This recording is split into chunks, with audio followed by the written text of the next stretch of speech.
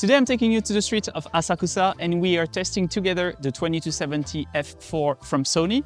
Let's get started. All right, so first let's talk about its size and its weight. This lens only weighed 488 grams for 99mm. Now this is when it is at its most compact state, but when you extend it all the way, it is definitely a little bit front heavy. It also has a 72mm filter thread, which is quite common among lenses, and it means that you will be able to use your accessories such as filter or step-up rings. One big advantage is that it is also moisture and dust resistant, meaning that you will be able to take it with you to your travels without thinking too much about the weather or whether or not you will have trouble using it. This lens, while not being a G Master, features two customizable buttons, an AF and MF switch, an iris lock switch, and also a click on and off for your aperture ring.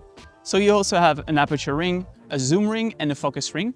I would say that the aperture ring is very satisfying and comfortable to use. One thing that is also important to notice is that the zoom ring is quite stable and firm. It doesn't move by itself. And the focus ring, while being linear, is a little bit loose to my taste, which makes it a little bit difficult to have repeatable result when it comes to focus pulling. Now let's talk about its focal length, because it is an extremely versatile one. It can be used for street, for landscape, for portrait, and even more. Now one more interesting feature when it comes to this focal length is that Sony introduced the focus breathing compensation and also the active steady shots. And what happens when you use those is that you lose your wider focal length. Now with this lens that starts at 20 instead of the usual 24, you basically with active steady have 24mm to 70. And this is why moving forward, this focal length is kind of a new normal. 20 allows you with active steady on to have the 24mm focal length on the wider range.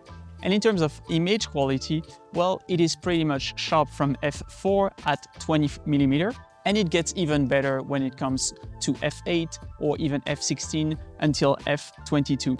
At 70mm from f4, we see some lack of sharpness in the center, but it gets better quickly when you close down to f5.6. This lens is also good for the casual macro photographers because it allows you to have a 0.4 magnification factor. And overall, if you're walking around and you want to take some macro shots, it will serve you well. Now, this is an f4, so it will not give you an extreme shallow depth of field. However, I would say that the bokeh that we get with this lens is pretty creamy and pretty smooth and very pleasing overall. Okay, so who is this lens for? Well, I think that this lens is pretty much for the traveler who is trying to do a little bit of everything, who is trying to visit somewhere and doesn't know exactly what you are shooting. If you are trying to shoot a little bit of landscape, a little bit of streets, a little bit of portraits, then I think that this lens will serve you well while being compact and selling at about $1,100 at the moment. I think that the 20-70 from Sony is going to be ideal for a lot of travelers who are just trying to document and create some contents with one single lens. Let us know down in the comments if you have any question about this lens. Thank you for watching Pro News, and if you missed it, check out this video next.